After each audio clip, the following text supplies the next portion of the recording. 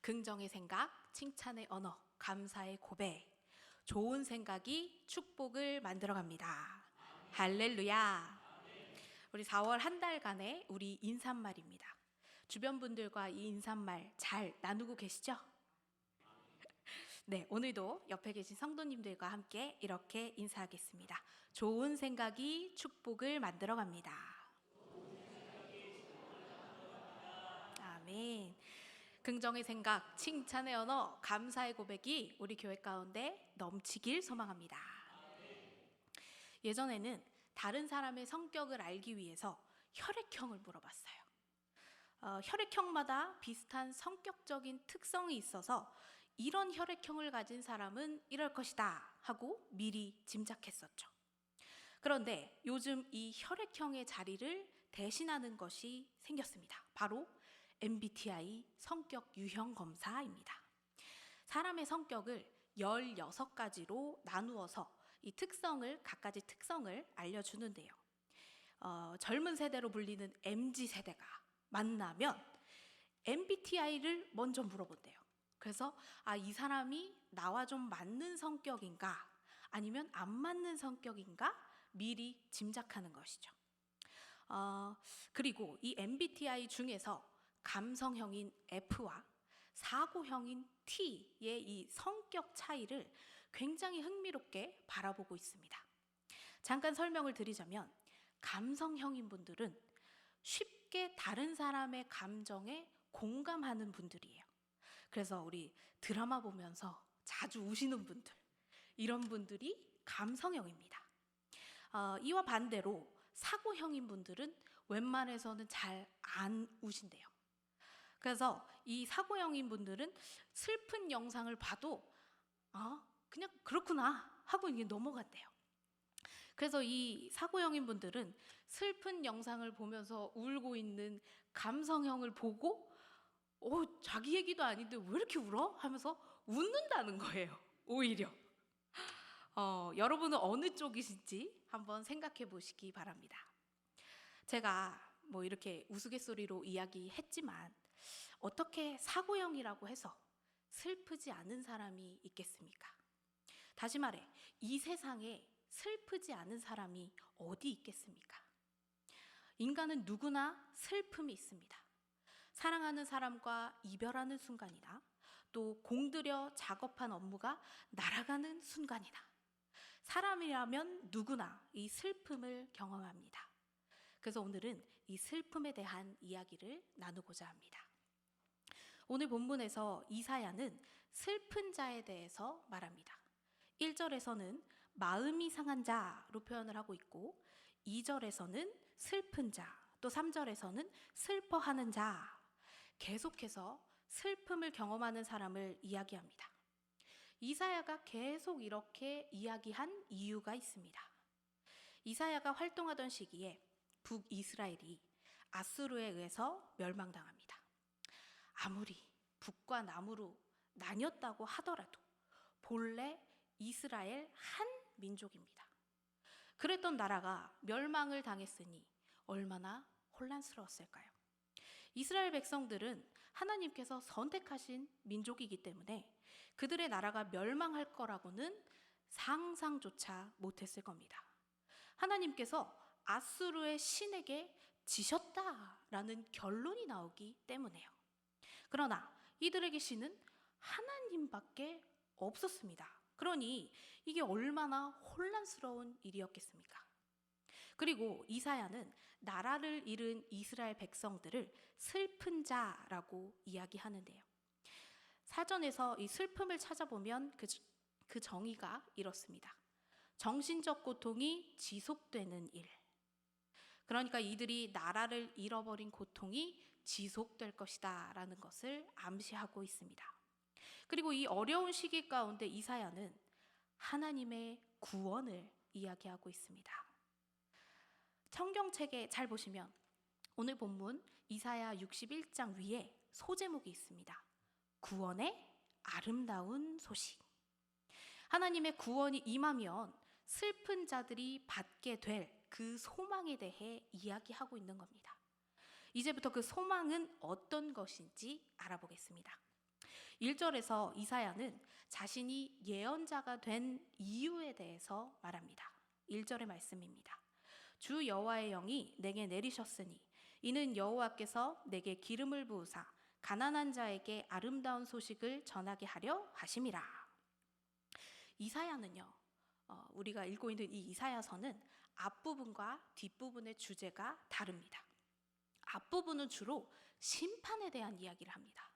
그러나 뒷부분은 구원, 우리가 본 이 본문에서도 말하고 있는 것처럼 구원에 대해 이야기합니다. 그러니까 1절의 내용을 통해 알 수 있는 것은 이사야가 예언하는 목적이 심판, 이 부정적인 것을 말하고 있는 것이 아니라 나는 구원에 대해서 이야기하고 싶어 라고 말하고 있는 것입니다. 그렇다면 이 구원은 무엇을 이야기하는 것일까요? 이 구원의 첫 번째 내용은요, 해방입니다. 1절의 하반절 말씀을 함께 읽겠습니다. 1절 하반절의 말씀입니다. 시작.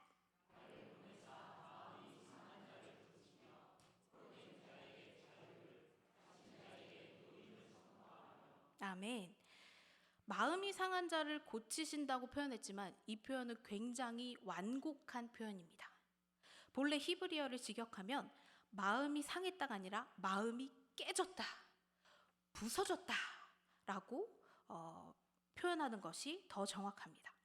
이 깨져버린 마음을 고치는 방법에 대해 포로된 자에게는 자유를 주고 갇힌 자를 놓아주는 것이라고 말씀하는데요. 이들이 왜 마음이 부서졌습니까? 나라가 부서졌기 때문이죠. 포로가 되어서 뿔뿔이 흩어졌습니다. 깨진 마음을 고치기 위해서는 이 깨진 나라를 다시 붙이면 됩니다. 그러니 포로로 잡힌 이들이, 갇혀있던 이들이 해방되어야 다시금 나라를 이룰 수 있지 않겠습니까? 배우 김혜자 씨가 주연을 맡았던 드라마인 눈이 부시게를 보면 어릴 때 다리를 다쳐서 친구들에게 놀림받는 아들에게 굉장히 모질게 대하는 엄마로 등장을 합니다. 아버지는 일찍 돌아가셔서 안 계시고 젊은 여성 혼자서 장애를 가진 아들을 키워야 하니 얼마나 독하게 살았겠습니까? 그래서 친구들에게 괴롭힘을 당하고 온 아들이 나 이제 학교 안 갈 거야 라고 해도 모질게 대하며 학교에 보냈습니다. 그러던 어느 날은 눈이 많이 내렸어요.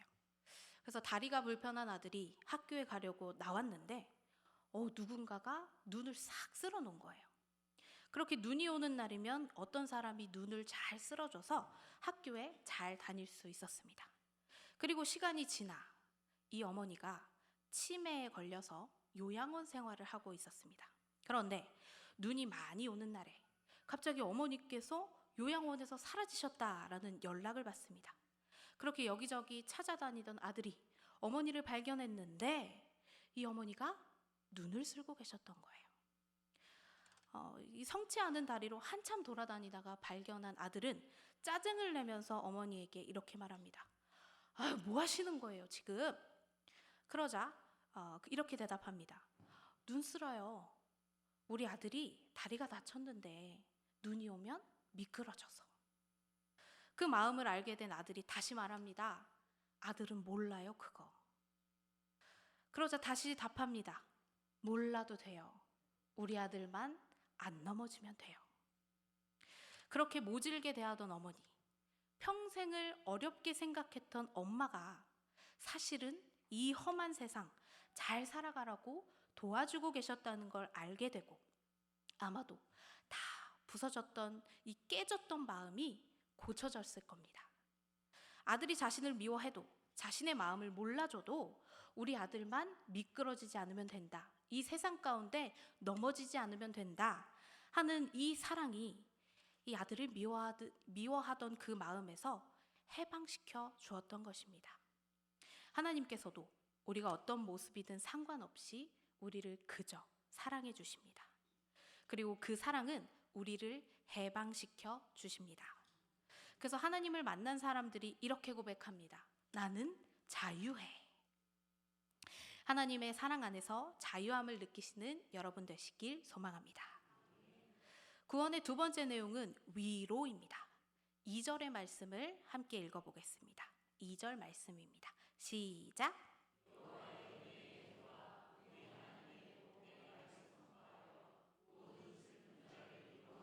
아멘. 위로의 의미는 따뜻한 말이나 행동으로 괴로움을 덜어주거나 슬픔을 달래줌입니다. 2절의 내용은 지금 이스라엘 백성들이 당하고 있는 이 어려움을 하나님께서 되갚아 주시는 날이 온다라고 말씀하고 있습니다. 우리는 어떨 때 위로받습니까? 나의 힘듦을 인정받을 때입니다. 내가 이만큼 고통스럽다는 것을 알아줄 때 위로받습니다. 그러니 이스라엘 백성들의 고통을 하나님께서 알고 계시고 역전시켜 주실 때가 온다는 것은 이들에게 매우 큰 위로가 되는 것입니다. 요즘 소통 강연의 1인자인 김창옥 씨는 한 프로그램에 나와서 부부간의 소통 문제를 다뤘습니다. 어느 날 배우자가 힘없이 여보, 나 좀 힘드네. 진짜 솔직히 너무 힘들다. 이렇게 얘기할 때 대부분의 사람들은 어떻게 얘기를 하느냐? 다 힘들어. 나도 힘들어. 모두 다 힘들어. 다 그렇게 살아. 이렇게 얘기를 한대요. 그런데 다른 말 필요 없이 딱 한마디만 하면 된다고 합니다. 힘들지? 그냥 있는 그대로 인정해 주는 것. 이게 가장 좋은 소통법이라고 이야기했습니다. 여러분도 주위 사람들이 힘들어할 때 그저 있는 그대로 받아들여 주시면 훨씬 좋은 관계를 이어갈 수 있을 겁니다. 그리고 하나님께서 이스라엘 백성들의 아픔을 아시고 달래주셨던 것처럼 우리의 슬픔도 알고 계십니다. 이 사실을 믿으시고 하늘의 위로를 받으시는 여러분 되시길 소망합니다. 마지막 구원의 세 번째 내용은 제 대신 화관입니다. 3절의 내용은 다 변화시키는 내용입니다. 함께 읽어보겠습니다. 3절의 말씀입니다. 시작. 기쁨의 기름으로 그 슬픔을 대신하며 찬송의 옷으로 그 슬픔을 대신하시고. 아멘. 사실 오늘 말씀은요, 한 영상을 보고 제가 준비하기 시작했습니다. 여러분 잘 아시는 지선아 사랑해의 저자 이화여대 이지선 교수님의 그 유튜브를 보고 제가 말씀을 준비했는데요. 거기에 이 이지선 교수의 멘토이신 이정희 교수님과 함께 나눈 이야기를 듣고 제가 오늘 말씀을 준비했습니다. 지선아 사랑해 이 책 중에 한 부분을 이정희 교수님께서 써주셨는데 그 내용에 대한 이야기입니다. 이분이 이정희 교수님이 찬양 인도를 하셨대요. 앞에서 찬양 인도를 하실 때 이지선 씨가 사고를 당했고 그래서 이 이지선 씨의 병실에 자주 가서 작게 찬양도 하고 함께 기도도 하고 그랬던 분이었습니다. 그러다가 이제 이지선 씨가 외출을 할 수 있게 되었다라고 얘기를 들어서 이분이 주일에 이제 교회에 다시 나오게 된 거예요. 그런데 그렇게 다시 교회에 나갔던 첫날, 그때 이지선 씨의 모습은 너무나 충격적이었대요. 입을 다물 수가 없어서 이제 화상을 입어서 이렇게 피부가 흘러내리니까 입을 다물 수가 없어서 천 같은 거를 계속 이렇게 대고 있었고, 눈도 감지도 못하고 또 제대로 뜨지도 못하고, 그리고 목 부분이 아래쪽으로 붙어 있어서 고개를 들지도 못하는 상황이었다고 합니다. 그런 가운데 이정희 교수님이 찬양 인도를 하는데 그때 불렀던 찬양이 나의 반석이신 하나님이었어요. 그 가사가 이렇습니다. 나의 반석이신 하나님, 행하신 모든 것 완전하시니 나의 생명 되신 하나님, 내게 행하신 일 찬양합니다. 신실하신 하나님, 실수가 없으신 좋으신 나의 주. 이 찬양을 부르시는데 앞에는 이지선 씨가 그 모습으로 앉아있고 그 찬양의 가사가 너무나 아이러니했대요. 그래서 그 영상의 제목에 하나님을 이렇게 말합니다. 실수하신 하나님, 엉터리 같은 하나님. 말이 안 되는 일이 일어났거든요. 일어나서는 안 되는 일이 벌어진 거예요. 너무나 실수하시고 완전하지 않으시는 하나님이신 거죠. 그런데 그분이 이사야 61장을 보니 주 여호와의 영이 내게 내리셨으니 슬퍼하는 자에게 화관을 주어 그 죄를 대신하였다라고 말씀하시더래요. 그래서 하나님의 영을 받은 자는 재 같은 인생도, 다 타버렸던 인생도 화관 같은 인생으로 변화할 수 있구나를 느끼셨답니다. 이지선 교수님의 인생은 정말 이해할 수 없는 고난입니다. 다 타버린 재 같은 인생으로 보여요. 그렇지만 여호와의 영을 받은 사람은 화관 같은 인생으로 살아갑니다. 사실 오늘 본문 이사야서 61장 1절에서 3절 말씀은 예수님께서 공생애를 시작하시고 회당에 나가서 처음으로 말씀하신 성경 말씀입니다. 누가복음 4장에 보면 예수님께서 마귀에게 시험을 받으시고 갈릴리 나사렛으로 돌아가셔서 거기에 있는 회당에서 성경을 읽으려고 서 계셨다고 해요. 그리고 선지자 이사야의 글을 들으니 예수님께서 책을 펴서 읽으셨다라고 하는 그 부분이 바로 오늘의 말씀입니다. 예수님께서 이 땅에 오신 이유를 잘 요약한 말씀이죠. 예수님을 따라 사는 우리는 이것을 기억해야 합니다. 우리를 구원하신 하나님을 잘 전달할 수 있는 방법은 하나님께서 우리에게 베풀어 주신 이 세 가지의 은혜를 잘 나누는 것입니다. 마음이 상한 자들에게 자유를 주는 해방, 어려움을 알아주는 위로, 또 인생을 대하는 태도인 재 대신 화관을 기억하셔서 여러분 주변에 힘들어하는 사람들에게 슬픈 자의 하나님을 만날 수 있도록 복음을 전하시는 귀한 하나님의 사람들 다 되시길 소망합니다. 마음이 상한 자를 함께 찬양하겠습니다.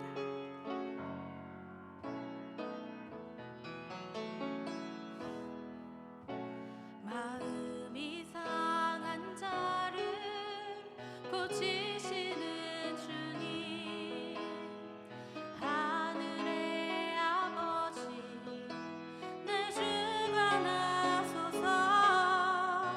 주의 길로 인도하사 자유케 하소서.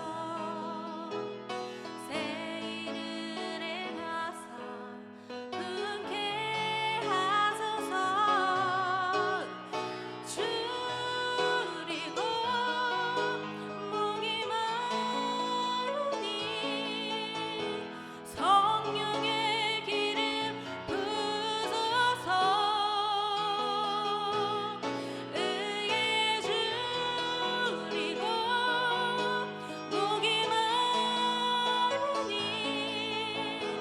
내 잔을 채워 주소서. 마음이 상한 자를, 마음이 상한 자를 고치시는 주님, 하늘의 아버지 내 주가 나소서. 주의 길로 인도하사 자유케 하소서. 새 일을 행하사 흔쾌 하소서.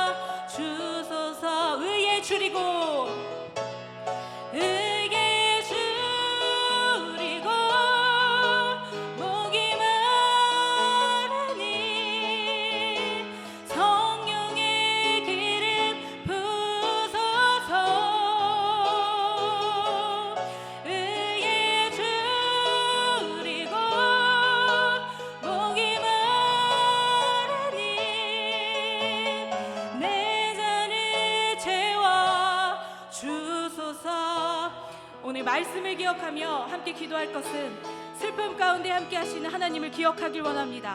우리의 삶 가운데도 찾아오셔서 해방하시고 위로하시고 제 같은 인생도 화관 같은 인생으로 바꾸어 주시는 은혜를 베풀어 달라고, 그리고 우리 교회를 위하여 또 각자 가지고 나오신 기도 제목을 놓고 주님의 이름을 크게 3번 부르시고 기도하겠습니다. 주여, 주여, 주여. 슬픈 자와 함께 하시는 하나님, 이스라엘 백성들이 고통 속에 있을 때 그들과 함께 하신 것처럼 우리와 함께 하시니 감사드립니다. 나라를 잃어 포로가 된 그들에게 해방을 선물하시고 어려움 가운데 있는 그들을 위로하시며 제 같은 인생을 화관 같은 인생으로 바꿔주시는 그 은혜를 보았습니다. 주님, 우리의 인생도 그들과 같이 혼란과 방황 속에 있을 때가 많습니다.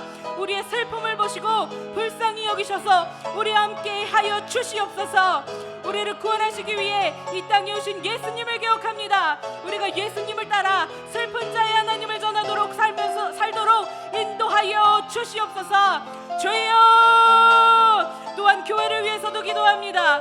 담임 목사님과 함께 하셔서 삶이 변화되는 생명의 말씀이 넘치게 하시고 본이 되는 교회로 우뚝 서도록 인도하여 주시옵소서. 복음을 알지 못하던 이들에게 복음이 널리 퍼지게 하시고 우리 교회가 하나님께 예배하는 예배자들로 가득 차 아버지께 기쁨이 되는 교회가 되길 소망합니다. 늘 새로운 영을 채우셔서 이곳에 새바람이 불게 하시고 하나님의 영광이 거하고 그 영광을 비추는 교회가 되도록 이끌어 주시옵소서. 아버지, 또한 다음 세대를 기억하여 주시길 소망합니다. 영아부, 유치부, 유초등부, 중고등부, 청년부가 하나님의 말씀으로 잘 양육되어서 올바른 믿음으로 성장하길 소망합니다. 하나님께서 주신 비전을 발견하고 하나님을 위해 헌신하는 주의 자녀가 되도록 함께하여 주시옵소서. 아버지, 또한 이곳에 모인 모든 성도님 각자의 기도 제목 들고 나왔습니다. 주여, 우리는 여전히 많은 문제들 속에 살아갑니다. 질병의 문제, 경제의 문제, 관계의 문제, 가정의 문제, 진로의 문제를 이 시간 주님 앞에 모두 내려놓습니다. 모든 것을 하시는 주님께서 간절함으로 이 자리에 나온 우리를 불쌍히 여기시고 주여 함께하여 주시옵소서. 아버지, 주님의 이름을 크게 부르짖는 우리의 기도를 들으셔서 아버지, 우리 기도를 응답하여 주시옵소서.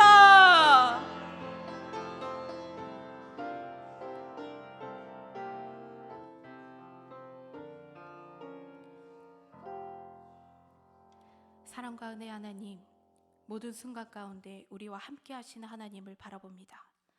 우리는 너무나 연약하여서 수많은 고난 가운데 넘어집니다. 그러나 그 순간에도 우리를 놓지 않으신 하나님, 하나님의 손길로 말미암아 다시금 일어날 수 있음을 고백합니다. 우리가 이 슬픔을 넘어 제 같은 인생을 화관 같은 인생으로 바꿔주시는 하나님을 의지하게 하시고 모든 것을 주님께 맡겨드리는, 주님만 우리의 주관자 되시는 참된 그리스도인의 삶을 살도록 도와주시옵소서. 오늘도 모든 존귀와 영광을 아버지께 올려드리며 우리 주 예수 그리스도의 이름으로 기도드립니다.